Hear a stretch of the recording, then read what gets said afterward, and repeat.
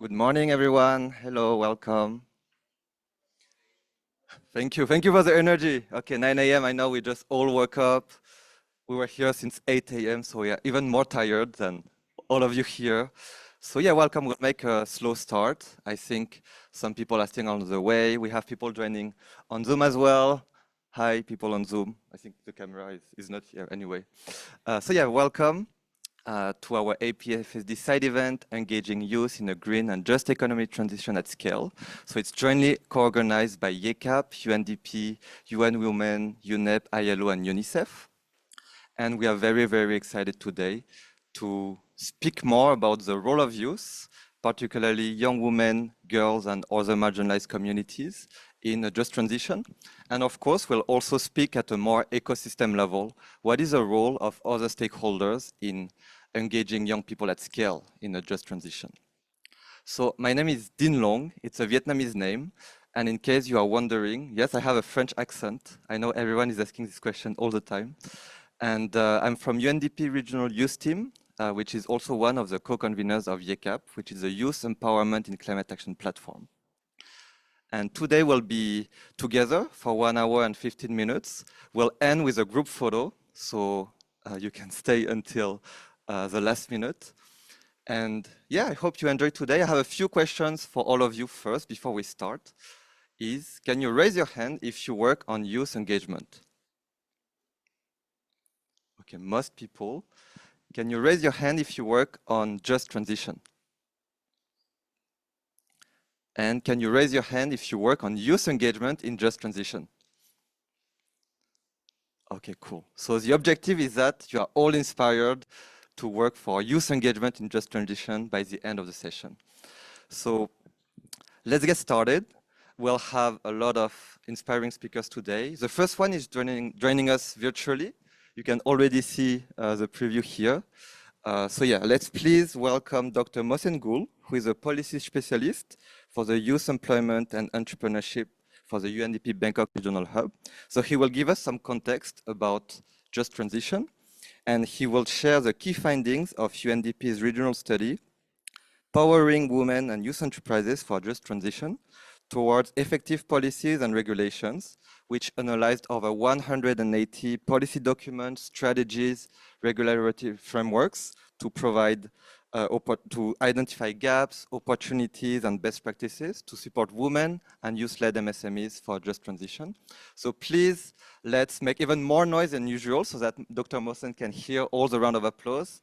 Thank you so much. Yes, please. Welcome, Dr. Mohsen. And Dr. Mohsen, good to see you. I know it's very early in Pakistan. The floor is yours.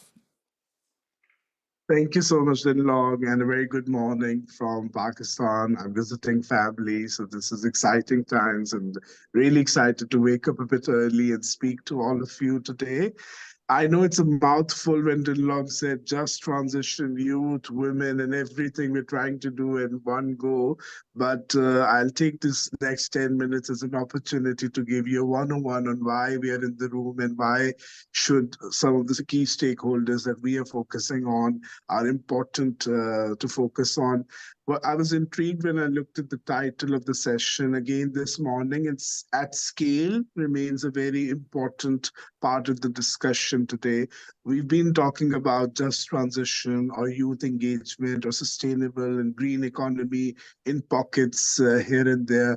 But what we struggle is how do we scale it up to all or leave no one behind in this experience. So I'm going to speak to you a bit, hopefully, in the next 10 minutes on what we are trying to do in this space and hopefully convince you that just transition is the way forward and something to consider, even if you remotely think that you are not doing anything relevant to that, whereas it is quite relevant to all of us future collectively.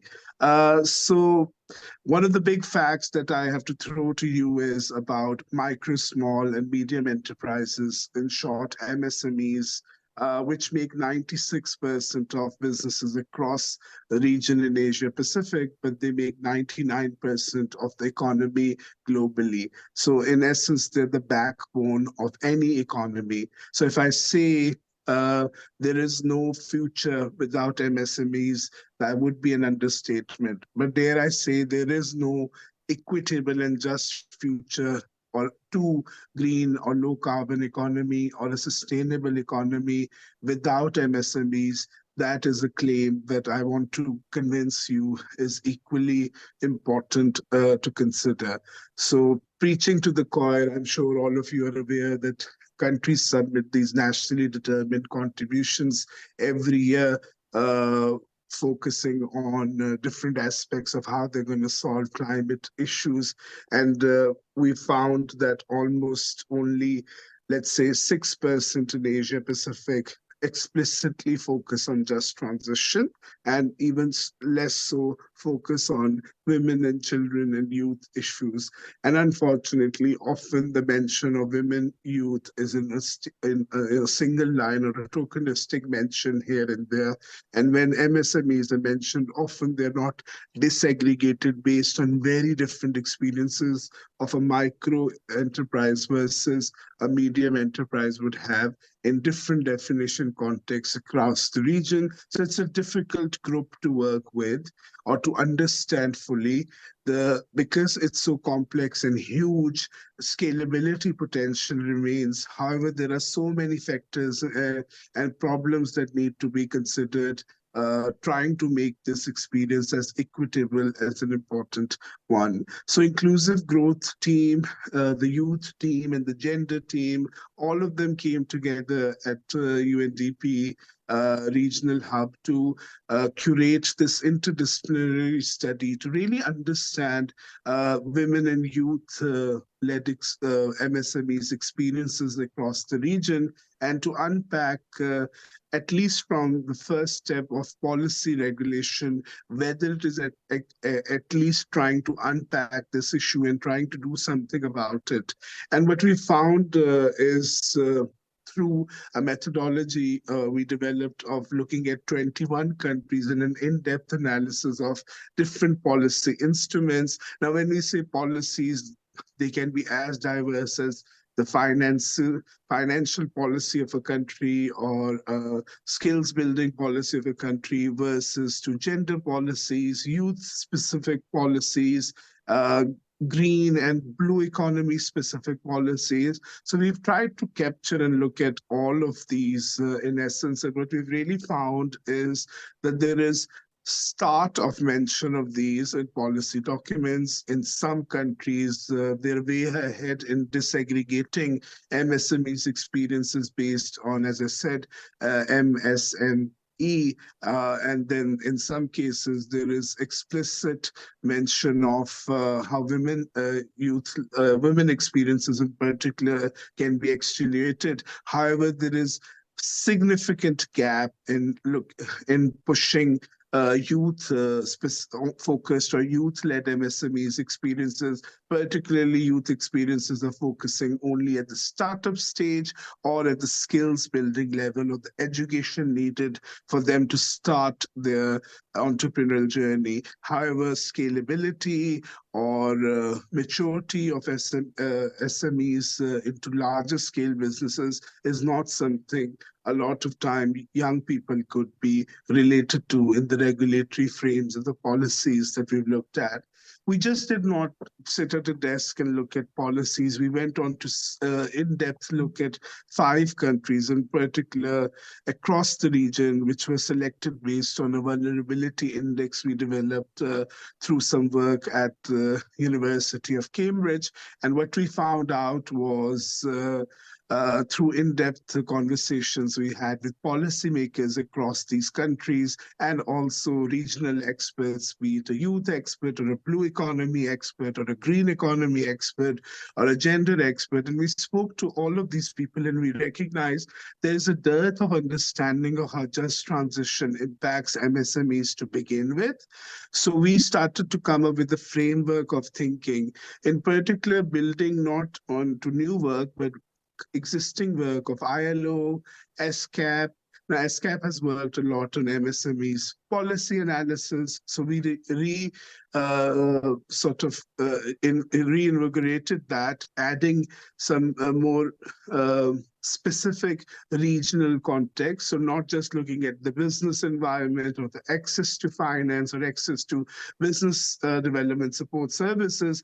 We recognize for equitable or just transition experience, it is equally important to talk about culture and norms, and it's equally important to talk about climate and nature-related risks that manifest in different geographies. And that is how you can start to bring the very linear economic terms thinking and align it to the blueprint of climate and nature reality that most of these countries now are struggling with. And you can start to talk about just transition as a core reality in the background that needs to be brought forward, and decision making needs to be done accordingly. So the report itself will be out in a few months, but in essence, what we've tried to capture so far is really a good curtain raiser or a conversation starter, and something for all of you to take forward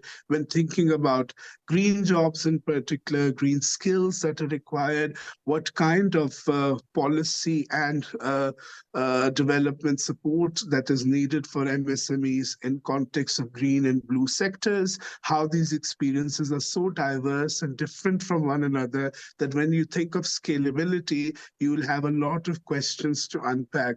And we may not have answers to all of them right now, but I think if we have more conversations like this, hopefully with a lot more practical examples on ground, capturing definitely not just experiences of women MSMEs, but youth MSMEs, which unfortunately have a big dearth of data around them as well, we will hopefully start to empower these youth and women MSMEs to help us move on to a just transition for all and at scale. And I'll stop there and I'll pass it back to the tech support team. Thank you so much. Thank you so much, Dr. Mohsen, for convincing us that if we are all here today, it's maybe because we are already all working on a just transition. So thank you so much, Dr. Mohsen. As you can, I hope you can hear the claps for you. And as Dr. Mohsen mentioned, the regional study will be available in a few months, so stay tuned. And next, we have a keynote video speech introducing the UNICEF Youth Solar Initiative, or YOSO. And in Siem Reap, for some context, UNICEF and partners worked with 34 schools and empowered 798 students, particularly adolescent girls, with technical skills on solar energy, guidance on solar, and other green jobs. So enjoy the video.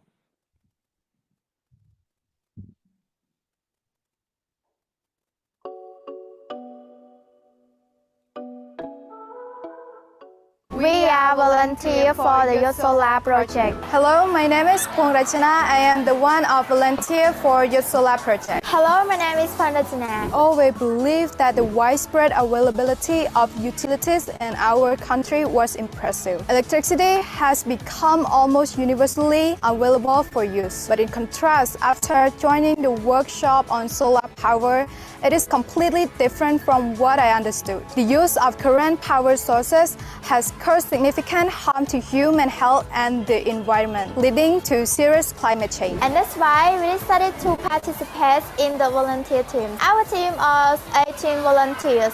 All girls was working to educate others about clean energy. There was 17 different target schools with a total of 798 individuals. Out of these, 389 were women. During our presentation, we discussed clean energy. Most of participants showed their interest in the topic. We talked about how the energy we currently use is unsustainable, contributing to several environmental issues, including climate change. Everyone had abandoned solar panels because they believed they were outdated and didn't provide sufficient benefits. However, after we presented the information, their perspective started to shift. They came to understand that the power they were currently using was harming them. Each individual began to change their perspective on clean energy, realizing the benefits, including financial savings and environmental protection. What made our pilot day even more special was that most of girls from the rural school were initially shy and hesitant to join us. However, after a little while of being a part of the program, they became more engaged and courageous. They promised to share the positive experience they gained with their classmates and community. They provided and educated their classes and communities. It was amazing. After joining the project, I'm learning about clean energy and its potential to combat and serious issues to climate change. I feel that I have played a small but significant role in protecting the environment. I am proud to have contributed towards a solution that can help stop climate change. Moving forward, the valuable knowledge we have acquired will enable my family and me to live a happier and enjoyable life. Each individual now has a greater understanding and appreciation of maintaining a clean environment. We will work together to take action that do not harm the environment. I urge you to consider using clean or recycled energy, especially solar energy, to help save our planet.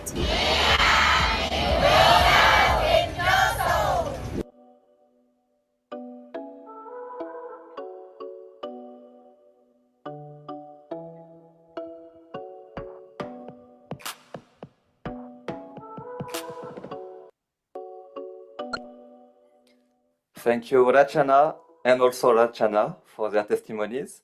And congrats to UNICEF team for empowering young girls to lead and embark on green jobs in the just transition. The UNICEF team is sitting there. So if you have any question about Youth Solar, you can contact them after the side event. So next, we will move to our panel discussion on how to create an enabling environment for youth engagement in a just transition. So be ready to clap a lot. I will invite our first panelist, Ms. Sabrina, or Sam, Melisande Tamayo, who is the UN Women 30 for 2030 network member, and also the founder of Project Smile, which is a youth-led NGO whose main advocacy is to uplift the lives of underprivileged Filipinos. So Sam, feel free to come on our small stage here. Next, I'd like to invite Ms. Yongran He, who is the Regional Coordinator of Global Opportunities for Sustainable Development, or GO for SDGs, from UNEP, United Nations Environment Programme. Next, let's welcome Associate Professor Witawat Jonggyam, PhD, who is the Dean of Budapest University's Graduate School and board member of the Committee on Promoting and Enhancing Higher Education toward Quality and International Standards from the Ministry of Higher Education, Science, Research and Innovation. Thank you. And joining us online, we have Mr. Benjamin Miguel Alvero, who is a campaign officer of the Labor Center Centro in the Philippines that promotes workers' involvement in climate justice. So my first question is simple, but could you all introduce yourself briefly and your organization? And maybe I'll give it first to Yongran, and you can give it to the next person when you're done. Yes, thank you. And good morning, everyone. I am Yongran He from UN Environment Program, managing a regional initiative called Go for SDGs that supports green jobs creation and green skills building for youth in Asia and the Pacific region. And I'm here to share with you a joint UN initiative called the Green Jobs for Youth Pact. So if I can also briefly introduce the pact. It was launched in 2022 together by UNEP, ILO, and UNICEF. It calls on all actors to accelerate creation of more and better jobs for youth and close the green skills gap to ensure a just transition to a sustainable economy by creating more meaningful opportunities for young people. It has three areas, what we call the three green E's of employment and entrepreneurship, education and green skills development, empowerment, and youth engagement. And this pact is, of course, not just for the youth, it's also by youth. So we have a youth advisory group for this pact that represents environment and climate advocates, students, workers, organizations that shape the design and implementation of this pact across all the 3 Green E's. And next.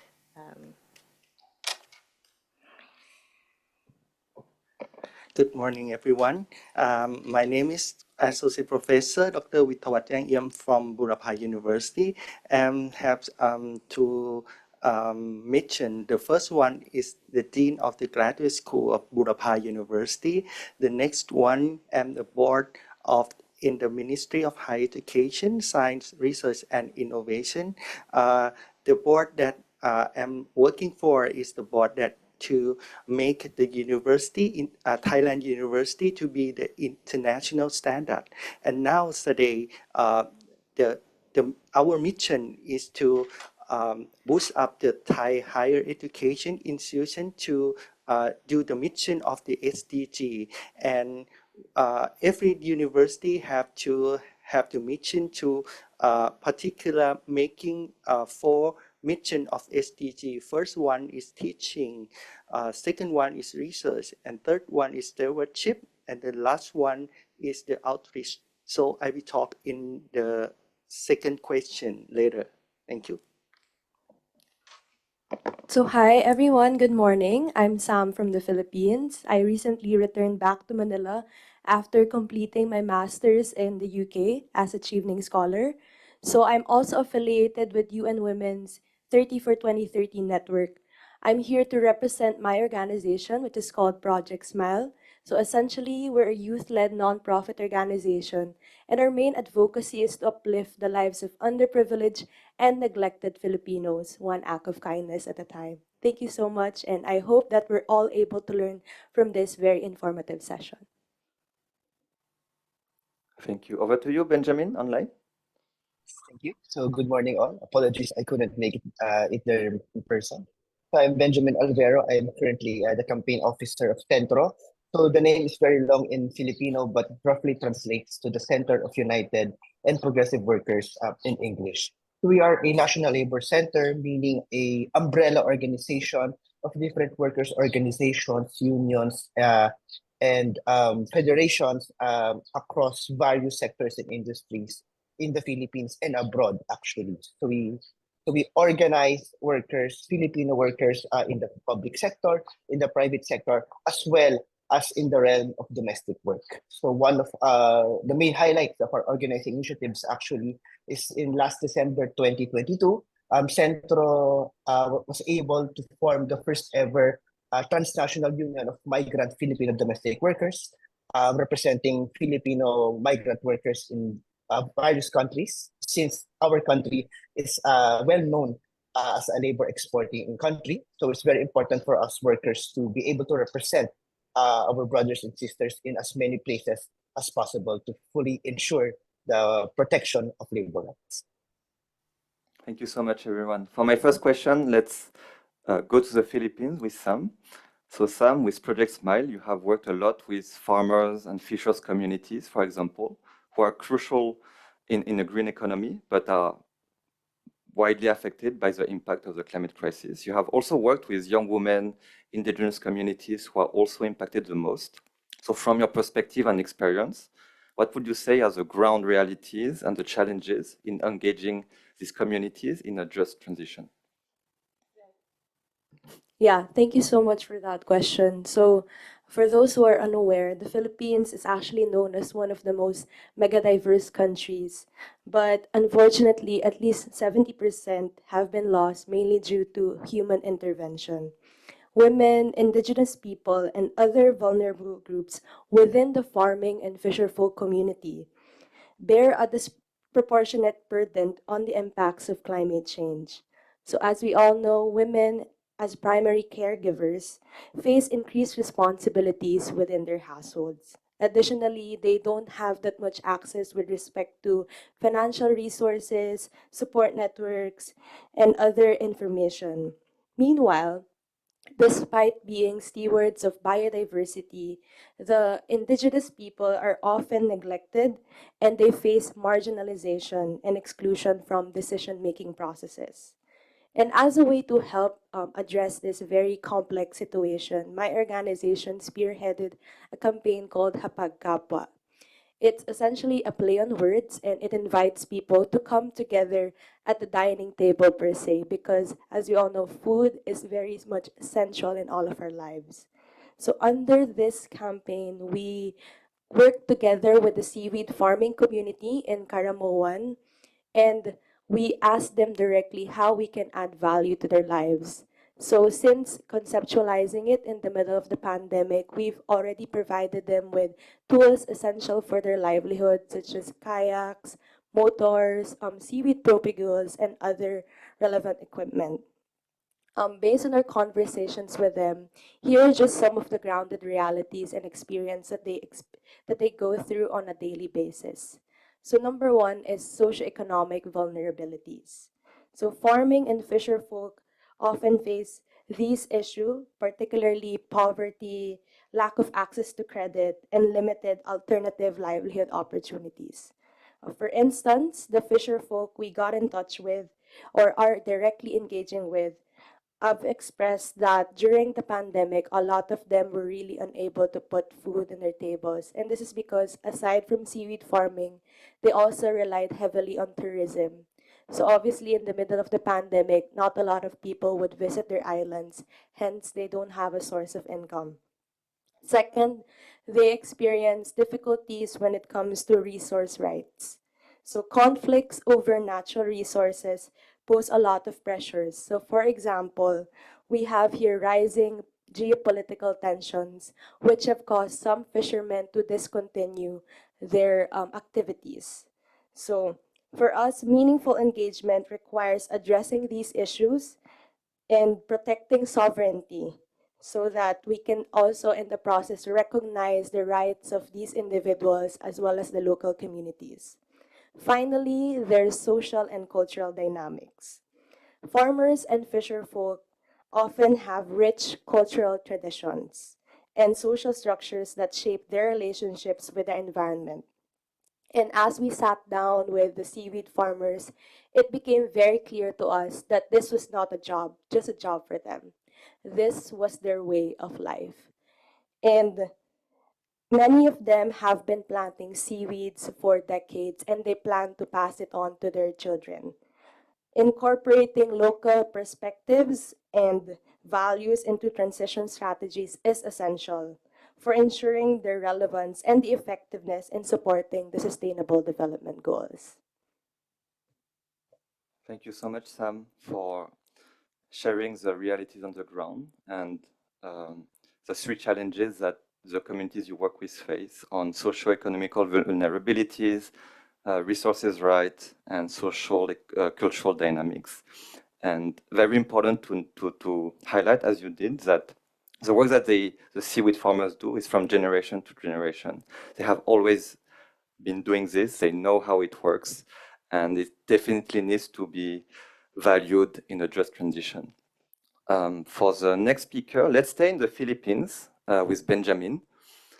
So Benjamin, one data from the ILO is that they estimate that up to 100 million jobs could be created in a green economy, which will result in net job creation of 25 million jobs. It also implies at the same time that there will be millions of jobs. There will be the destruction of millions of jobs, potentially in the fossil fuel sector, in air travel, road transport, and many, many other sectors. With Centro, you have been pushing for worker-led just transition in the transport sector. Could you share a bit more about this campaign, how the context about it, how did it start, what was the outcome, and what were some of the challenges that you managed to overcome? Thank you for the question.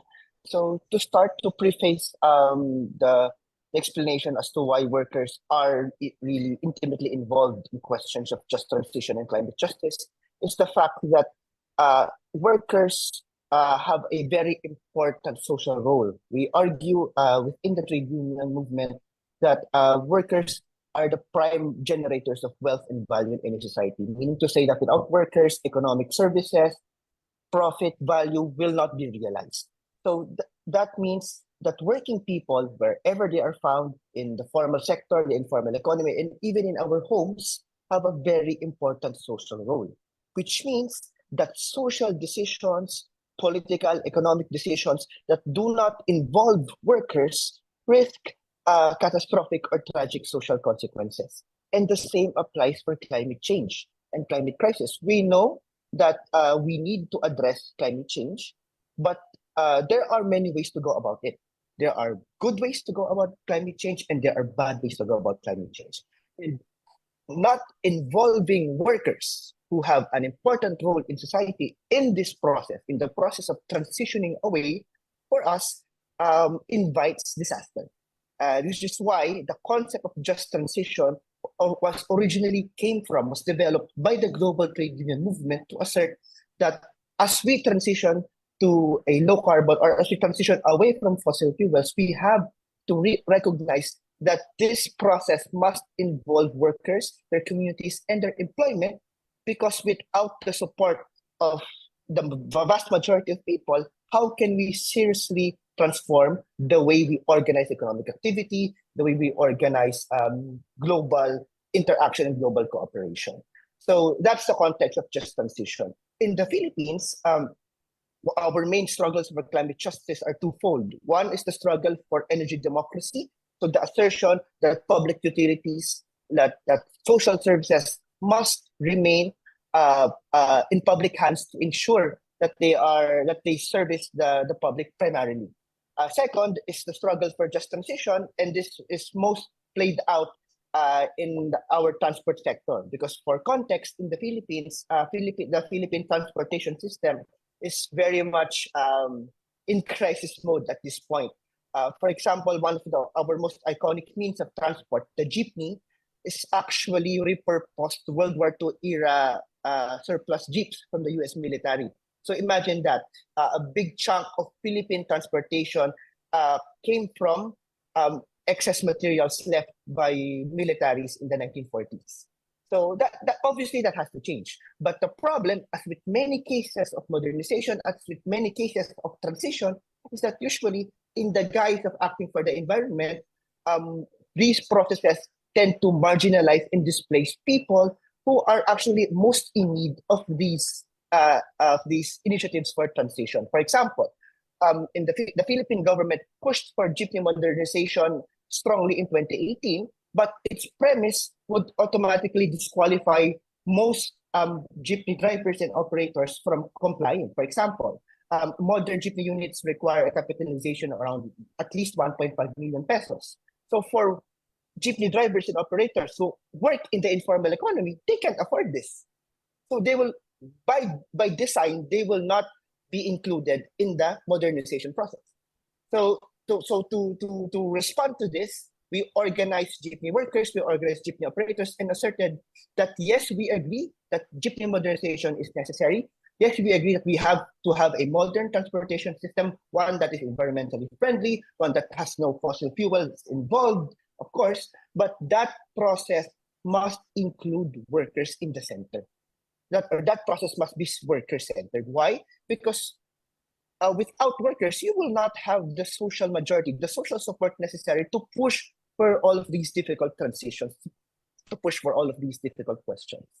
And it will be much more easier if we can convince working people, the vast majority in all countries, to join us in responding to climate justice rather than antagonize them by attacking their livelihoods. So its form in the Philippines took the place of forming transport cooperatives. So instead of being displaced, what we're working now, what the government did, kind of badly, is to force workers to form cooperatives. But that space opened an opportunity to consolidate workers and to form genuine, hopeful, progressive, and serious transportation cooperatives that would ply the roads, that would own the modernized jeepney units and contribute to a just transition.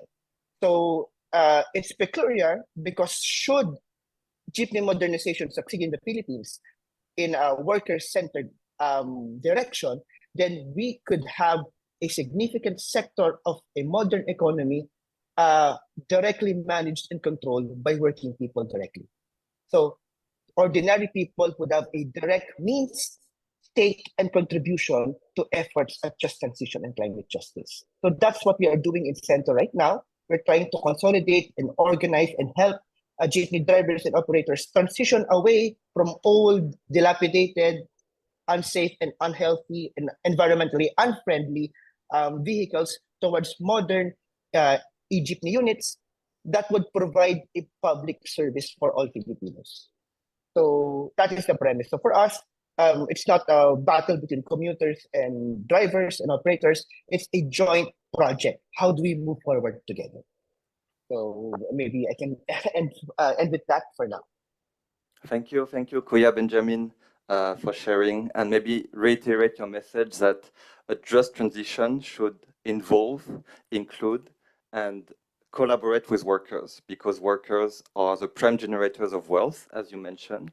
And thank you so much for sharing the example of your work, advocacy, and campaign on including the workers, advocating for the jeepney drivers in the modernization of the jeepneys in Philippines. Thank you so much.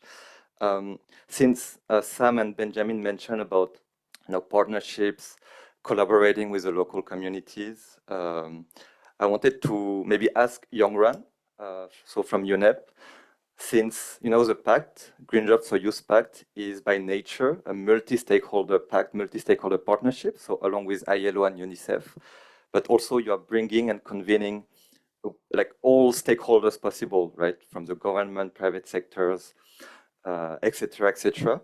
Could you share? You mentioned a bit about the pact, but could you share concrete examples of multi-stakeholder initiatives that happen through the pact? Yes, thank you. And as Tin Long mentioned, indeed, the PACS works with different stakeholders, including young individuals, governments, employers, workers' associations, education institutions, and the private sector.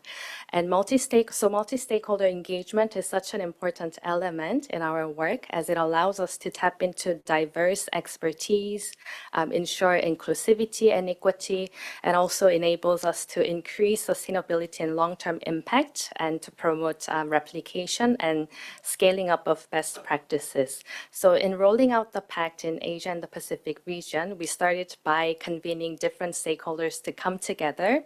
So last year, September, the three organizations co-organized a regional workshop on green jobs for the youth, which provided a platform for different stakeholders from across Asia and the Pacific region to engage with one another, understand different challenges, and then discuss solutions, share best practices, and explore multi-stakeholder collaboration. And after this regional workshop, there was a lot of interest to replicate this at the national level. So we just organized one workshop in Thailand targeting higher education institutions to green their curriculums, to build green skills. So this was the first of its series, and it will be followed by many different workshops focusing on different stakeholder groups, of course, including the youth. And then we have another national workshop coming up in China this March. And moving to the sub-regional level, this was led by ASEAN, ILO, and UNICEF.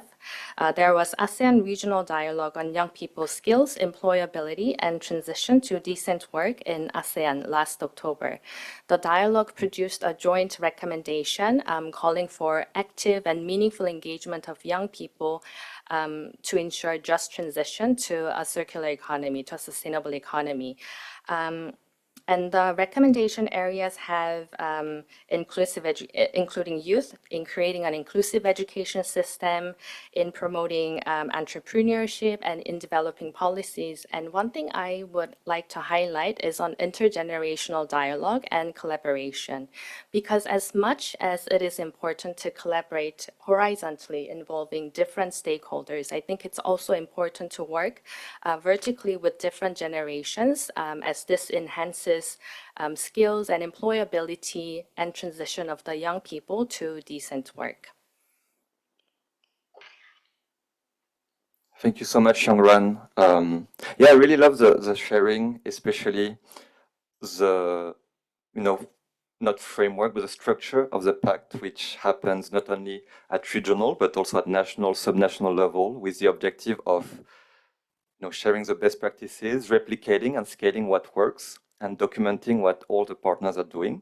I think, to be honest, after hearing the sharing from Sam and Benjamin, I really feel like it's something that should be known. At least now it's known in the room, but it should be definitely replicated where possible. And I really like as well the comprehensiveness. I think you mentioned that the pact works on not only employment, but also entrepreneurship and also policy. So it's great to hear. And the last thing is you also mentioned you are working a lot with universities on greening curriculums, which is great, which brings me to our next speaker. So we'll come back here to Thailand with Witawat. Is maybe as a first step, could you share the vision and strategy of the Ministry of Higher Education, Science, Research and Innovation to, as you mentioned, transform the higher education ecosystem for a green economy and just transition? Thank you. I have some slides to share. Please share my slide.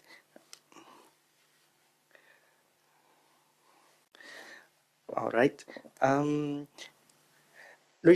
Ministry of Higher Education, we did two pathways. First one, the ministry encourages and support Thai university to be ranked in the Times Higher Education Impact Ranking. Times Higher Education Impact Ranking is the global impact ranking that can measure what university work with SDG, and then they will rank it into the world university ranking. And this is the first pathway. The second one, as you know, as during pandemic, COVID-19 pandemic, the graduates, they unemployed. And this project, Ministry of Higher Education give the budget to the university to build the new thing. So they work together between unemployed graduates and students that study in the university can work together. So I will show you by some picture in the slide. So this is the logo of Ministry of Higher Education, Science and Research and Innovation. Okay. So all university, we have 35 area-based university in Thailand. They would like to be ranked into the Times Higher Education Impact Ranking. So they work on many SDG, and this is the thing that the ministry do. And this is the project during COVID-19 pandemic that Ministry of Higher Education seed some money to this project. This project called University to Tambon project. We call it U2T. So this is a start that we aim to enhancing employability, not only graduates, but also university students in order to drive communities. For example, this is from by Thaksin University. This is the oil palm paper for packaging. So the output and outcome of this project are the oil palm paper for packaging, additional income for farmers and community, and reduce palm waste, reduce using of imported paper and plastic. We did like this in 3,000 tambon, all of Thailand. This is only one or two. This project is by the university in northern of Thailand. The output and outcome, they have more income flow. The new career for an employee, we have a travel guidebook to help people in that area, and income distribution, for example, to a guide, homestay, souvenir, and local products created by this project. And this is some picture that work together between unemployed graduates and also students in the university can work together. So students in university, they will have the SDGs heart.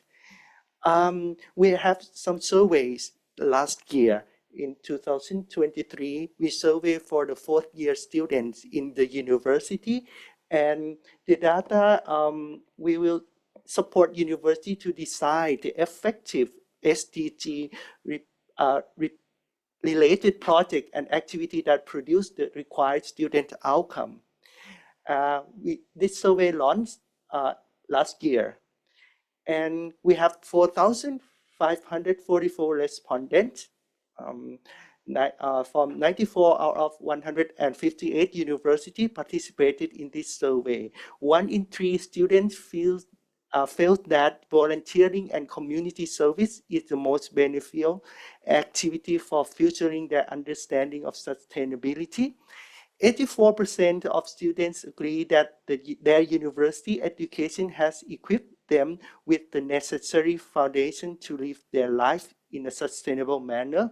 4 in 5 students agree that they choose to live sustainability even if the impact may not be visible. Sustainability-related activities are key in developing 21st century skills in students, particularly in soft skills like collaboration and communication. Social responsibility is the top skill developed by students as the result of sustainable education.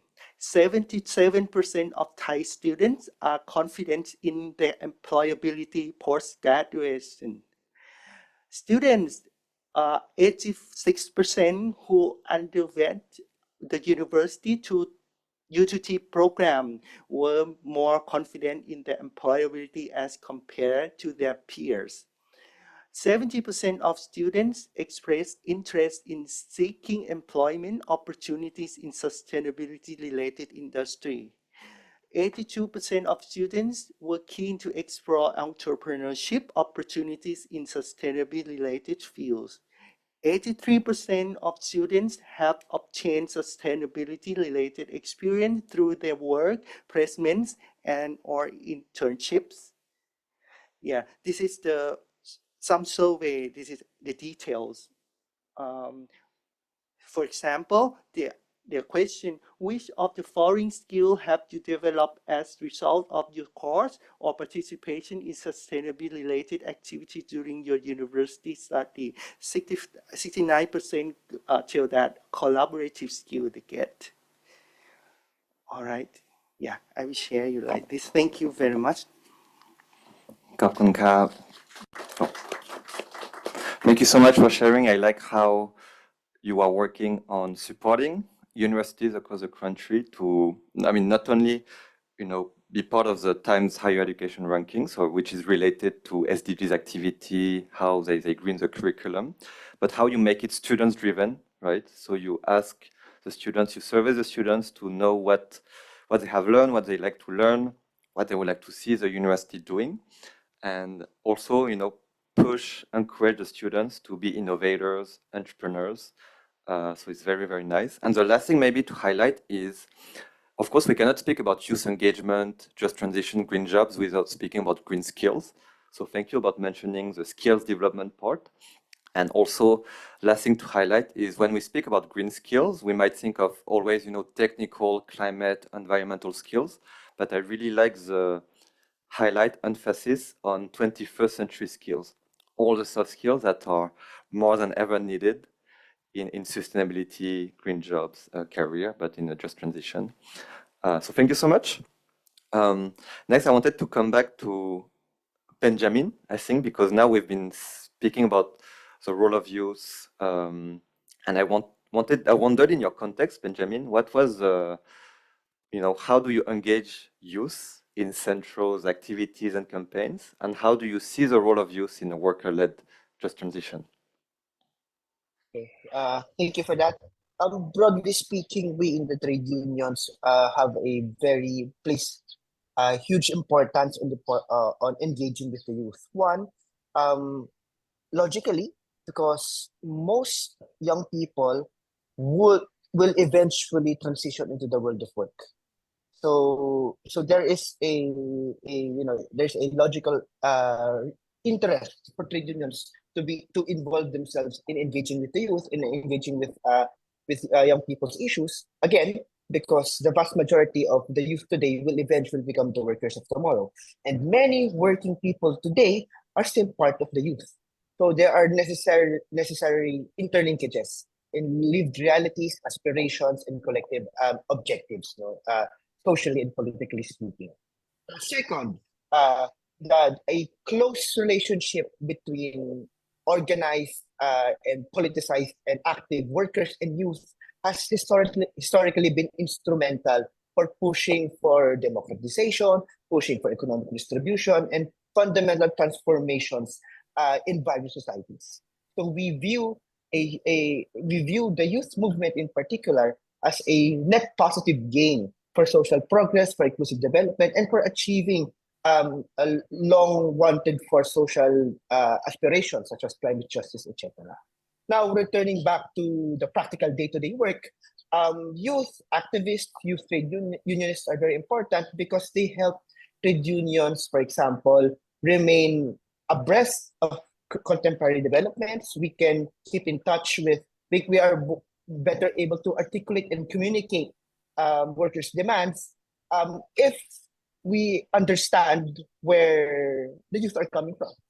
And second, the youth help popularize and universalize our key demands and key messages. So again, there's that interface and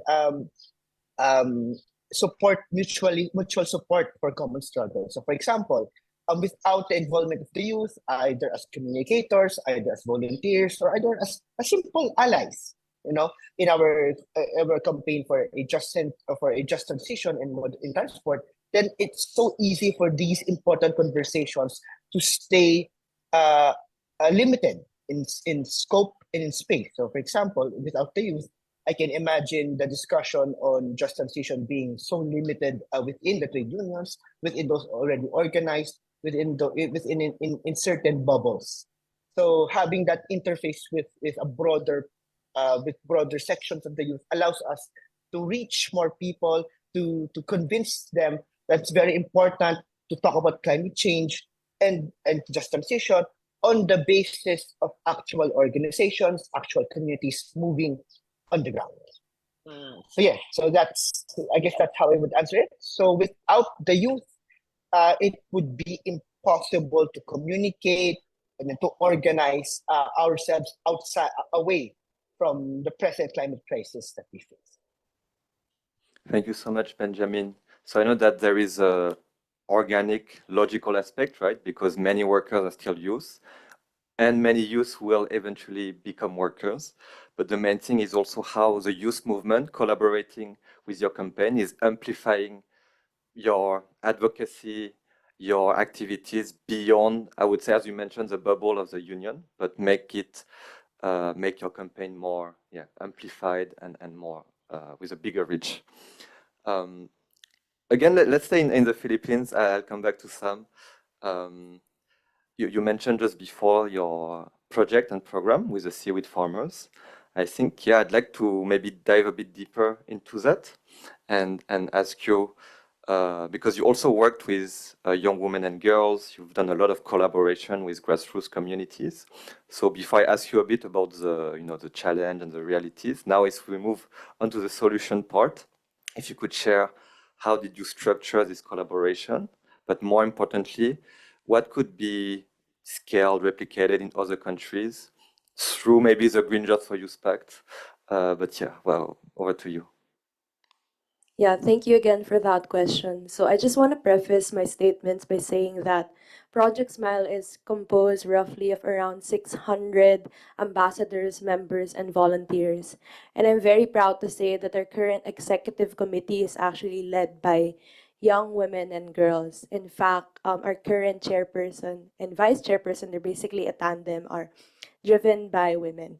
So number one, our biggest learning, I'd say, in running this organization is nothing about us without us.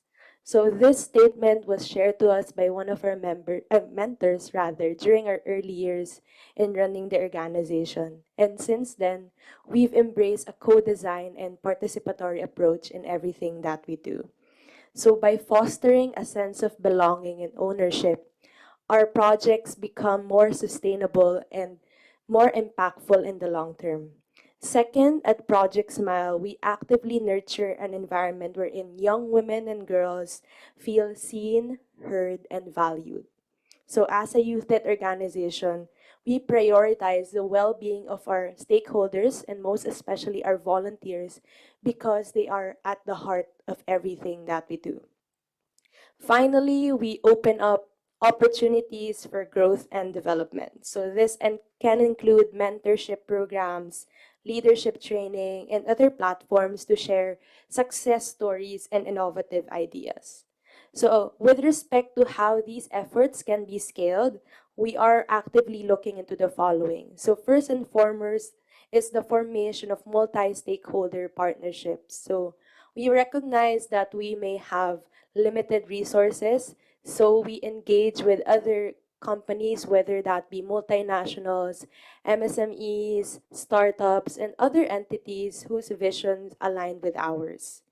Next, we actively adopt digital and technological solutions. So, in fact, in the middle of the pandemic, that's where volunteering really spiked in the Philippines because of the Bayanihan spirit, which basically encourages other people to look for ways on how they can tangibly contribute to their respective communities. And finally, we are looking into the integration within national policies and programs. So Project Smile is very privileged to be one of the inaugural members of the National Economic Development Authority's stakeholders for the SDGs. And by being a part of this entity, we can actually put forward the issues faced by the youth on a national level, thereby informing the decision-making process of governments from both a local and national domain. So by prioritizing these strategies and recommendations, stakeholders can ensure a just transition to a green economy that is more accessible to young women and girls, enabling them to contribute meaningfully to sustainable development and climate action while advancing their rights and well-being. Thank you, Sam, for putting a definition to meaningful youth engagement. We have been speaking about youth engagement, meaningful youth engagement, a bit as if it was the same thing, but it's important to highlight meaningful, right? Which is eventually what you mentioned, nothing about us without us. In your context, working with young women and girls is not only co-designing, co-implementing, co-everything with them, but also having them part of the team, giving them a sense of ownership, belonging. For me, the sense of ownership, belonging is very important. We are also in the youth team, right?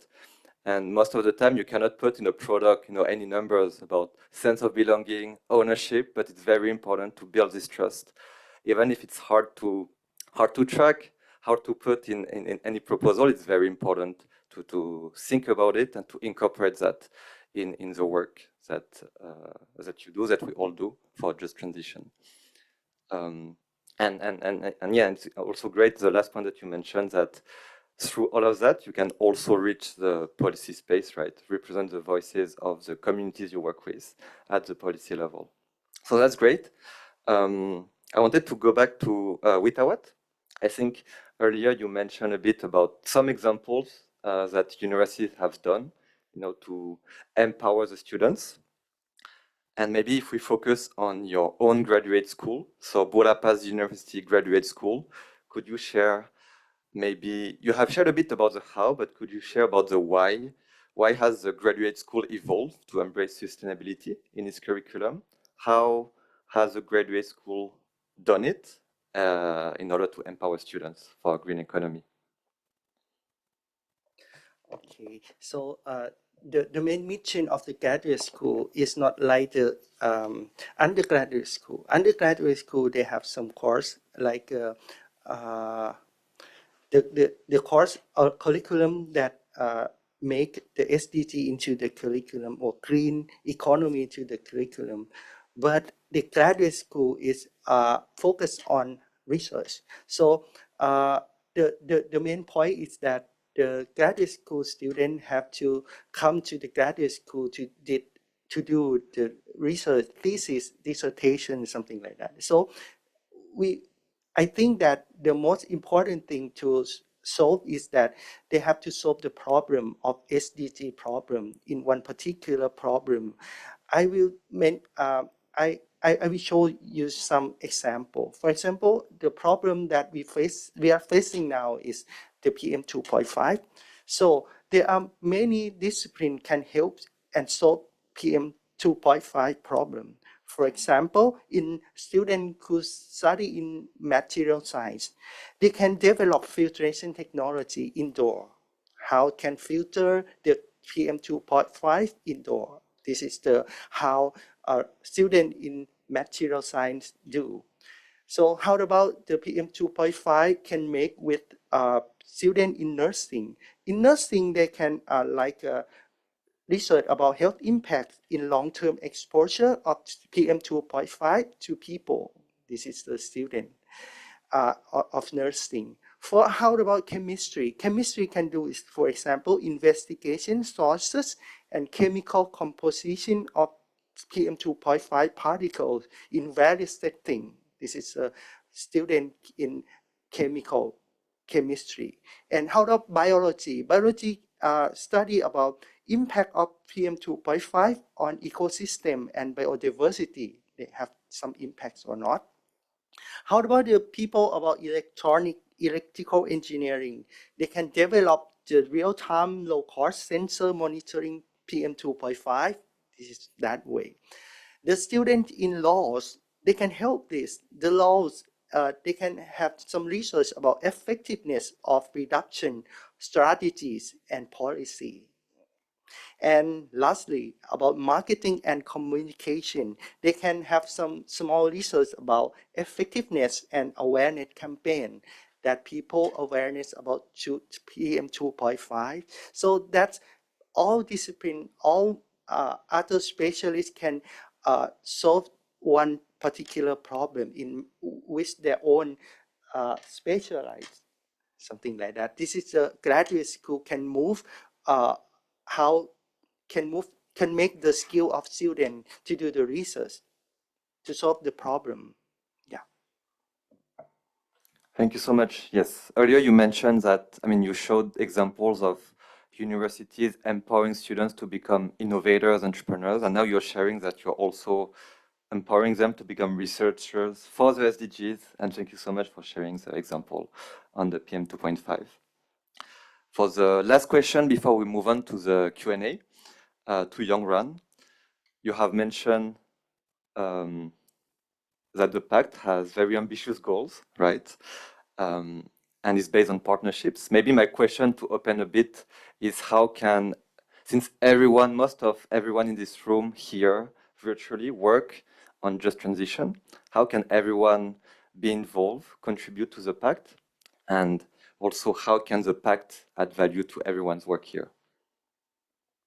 Yes, thank you for the question. So as mentioned earlier, the pact works with a number of stakeholder groups, and it's also built on 4 specific initiatives of the co-convening agencies. So it will be useful to check out those existing initiatives, to access tools, resources, teaching materials, training opportunities, or be part of their campaign and join their network to integrate or strengthen the element of youth engagement, green skills building, and green jobs creation to your work. Or if you also have any best practices that you would like to share, you can make use of these networks to share them with a wider audience. So those 4 initiatives are Global Accelerator of Green Jobs and Social Protection by ILO, Global Initiative on Decent Jobs for Youth by ILO, Generation Unlimited Entrepreneurship Program, Imagine Ventures by UNICEF, and Global Opportunities for Sustainable Development Goals by UNEP. And in addition to this, if I can highlight some of the immediate opportunities, if you're an entrepreneur, young entrepreneur in Asia and the Pacific region, under Go for SDGs, we're running an accelerator program called Low Carbon Earth Accelerator that has online bootcamp to build capacities, and followed by facilitated meetings with the investors to access financing. So this year we ran starting from last year, we ran online bootcamp to 67 founders, and 23 of them were women, from last year September to this year January. And following this extensive online bootcamp, we further narrowed down to 20 founders to meet with the investors and pitch their business. So this investors meeting is going to happen in April, so we don't have the results yet. But from our last edition, we had 17 startup founders accessing somewhere between 120,000 to 26.1 million US dollars. So the new edition of this accelerator will be launched on the World Environment Day on the 5th of June. So this is one opportunity for young entrepreneurs. And if you are youth intermediaries, educators, or anyone who wishes to learn more about sustainable lifestyles, UNEP has Sustainable Lifestyles Action Academy that has a number of tools, including social media toolkit, a quick guide to greening your campus through behavioral change, a free online module on sustainable lifestyles, which could also be used as a teaching material. And if you are an institution, you can also join as activators to have access to the like-minded network, tools, and partnership opportunities. And lastly, sharing on behalf of UNICEF colleagues, they recently launched, UNICEF and Generation Unlimited recently launched an initiative called the Green Rising to support youth-led climate actions and also to provide them with skills and education to contribute to a just transition. So this initiative has 3 pillars of action: volunteerism, advocating for change, green skills, jobs, and entrepreneurship. So if you're also interested to be part of any of these actions, you can find more about that initiative. Thank you. Thank you, Yorwan. So, as you can see, it's very comprehensive, a lot of topics, a lot of countries. So one way or another, you can collaborate with Yorwan, with UNEP, Green Dot for Youth Pact. So please speak to her after the side event. So thank you so much, the 4 of you. I think we have some more time for some questions, for the burning ones. Yes, I can see you. Yes, you can take any. Yeah.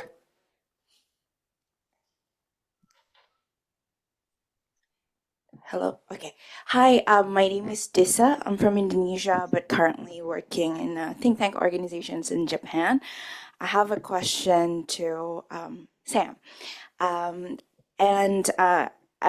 You highlight about the National SDGs Committee Project Smile to be part, working with the government and informing the decision-making process of the government. And I think that's a very great point that you raised there, because many organizations work heavily with the community and oftentimes find it frustrating to be working together with the government, although at the same time we do see the benefit of engaging them into the conversation for longer term impact and sustainability. So I wanted to ask, what can you share with other organizations who are currently actively working in the communities on the ground to effectively engage the government at the local and national level to be part and to be the ally of your initiatives? Thank you. Yeah, thank you so much for that question. I echo your sentiments that there are certain difficulties of working with government institutions, whether that be in the local, regional, or national level. With respect to the Philippine government, I have to commend them in establishing the Stakeholders Chamber for the SDGs. So this was fairly a new initiative. And essentially, the objective of this particular chamber is to promote understanding, develop ownership, and facilitate the emergence of well-aligned partnerships for the achievement of the SDGs.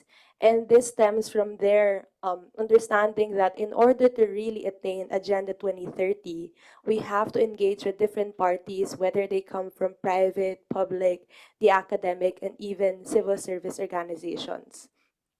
For Project SMILE, when it comes to engaging with local governments, our #1 priority is really to talk to the community leaders first and foremost. And this is because they will become our greatest allies in forwarding whatever solution we have proposed for their respective communities.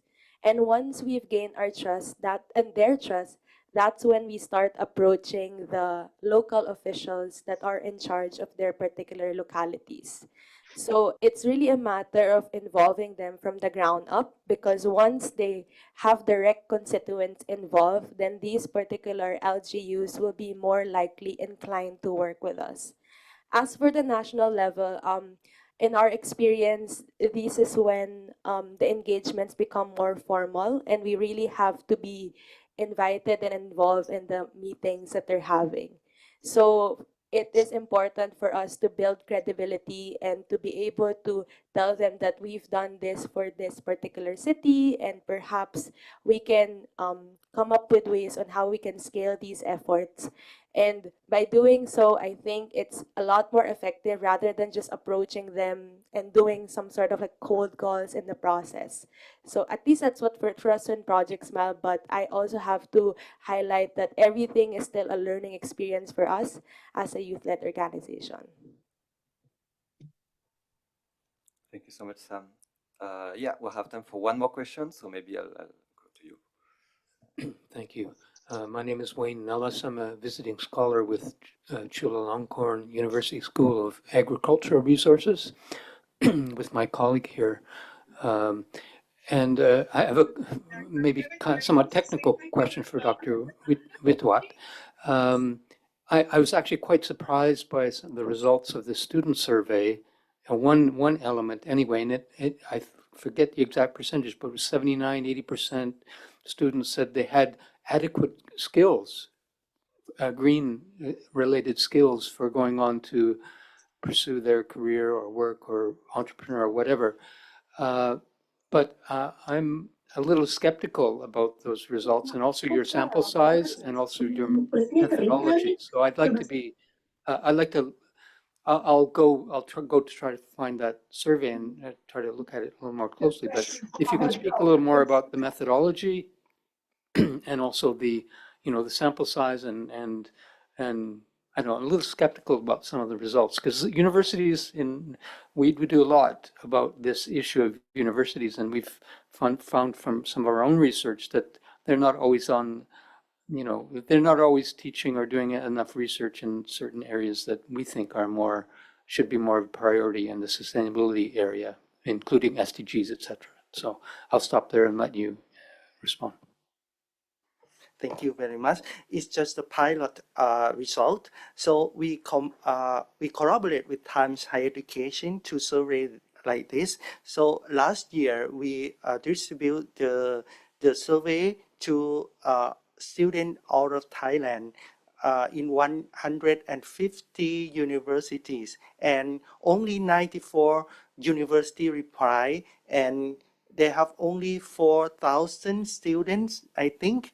So in the total population, I think 100,000 students, and we have only 4,000 students. So the sample size that we get is very, very small. And I think this result is not reflect all university in Thailand, but it reflects the university that responds us into this survey. Thank you. So for the next phase, Macy, the Ministry of Higher Education, Science, Research, and Innovation, they will have the phase 2 of this survey. And after finish, I think it's more completed. And this is how we show the audience again. Thank you for your suggestion. Thank you. Thank you. I encourage you to continue this chat after the side event. I'm sorry, we don't have time for more questions. But yeah, just wanted, if we can give a big round of applause to our 4 panelists. Sam for telling us that we should adopt the nothing about us without us approach. Benjamin for telling us that the just transition should involve the workers. Witawat for telling us the role of universities and how you are trying all the initiative, even if it's pilot phase, you are testing and it will improve year after year, right? And for Young Run for sharing the importance of the multi-stakeholder partnerships, but for documenting all of this and how can it be replicated and scaled across the region. And just for our last segment, for the closing remarks, I'd like to invite Mr. Kelvin Sargent, who is an enterprise specialist for job creation and enterprise development of the ILO. So Kelvin. Thank you. Good morning, everyone. Am I audible? Yes. Thank you. I would have liked to be there in person, but competing demands, of course. And I've put the background of the beach behind me because I think this is what we all want to see in the end, the climate change is real, I think. I mean, it continues to be a challenge to all of us.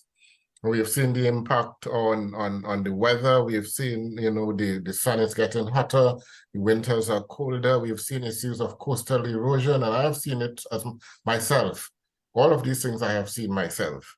And I think, Mosen's presentation this morning, it kind of told us, look, we really need to do more in terms of understanding of how just transition affect young people, in terms of interventions, in terms of policies, in terms of action. That's what the survey is showing us. Something has been done, but the point is that, we need to do much more as far as the interventions and the involvement of young people is concerned. And, I saw, and I'm happy to learn so many things are happening coming out of this side event this morning. We've seen so many things happening.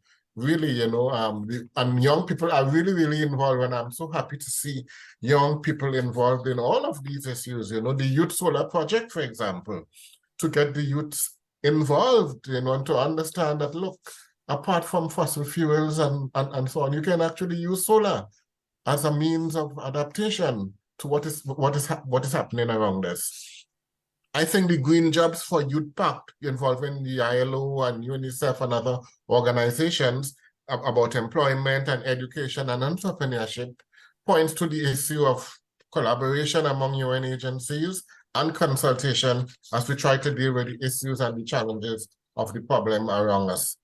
Now, we heard a lot too about the importance of involving workers. I think it is fair to assume that workers are really, really affected when you have changes in a company, changes in a factory. It is the workers that suffer, but they're the ones who are the breadwinners. So we need to ensure that they understand about just transition. What does it mean? How do we get climate justice? And we need to take into consideration the less privileged, the vulnerable, and all of these workers. We need to ensure that they are consulted, and we need to put in place measures and policies that will protect them from the events and issues of changes that will take place in their working environment. I agree that the importance of partnership and collaboration is critical. And there we talked about the Green Jobs for Youth Pact, involving, again, a number of UN agencies. I agree that vision and strategy of the government, a very important player in all of this, of course, is the government. And here we saw the Ministry of Higher Education, Science, Research, and Innovation very much involved in terms of trying to transform higher education to understand actually what is taking place and to see how the government can be involved in all of this process. And I also think we heard a lot about the importance of the graduate school, the importance of research, the importance of getting the students to focus in their thesis on a number of topics and challenges that will perhaps provide some kind of solutions to the problems that confront us. And the example was used, the PM2 problem and challenges that affect us here in Thailand. So I think all in all, a very, very good side event, and I want to hope that the presentations and the issues raised can be summarized and shared and taken up certainly at other levels at ASEAN to get them to understand that young people are important, that the youths and women and girls and whatnot are very critical and important, and they are willing and ready to contribute to all of these things that is happening around us, willing and contribute to do their part as we try to deal with this whole question of climate change. I think the question of just transition is critical because, as we evolve and as the working environment change, we accept that some jobs will be lost, some jobs will be transformed. Okay, the job market will change. But at the end of the day, we need to put in place policies and strategies and programs to impact on everyone, to protect everyone. And that is why just transition is so important. So in closing, I want to thank everyone for, this wonderful side event, this wonderful discussion that showed so many elements of youth engagement and women involvement, and so many projects and institutions are involved that I think the future looks really good as far as we are concerned. Continue the good work and let us continue to build as we move forward to face the challenges that confront us. Thank you very much.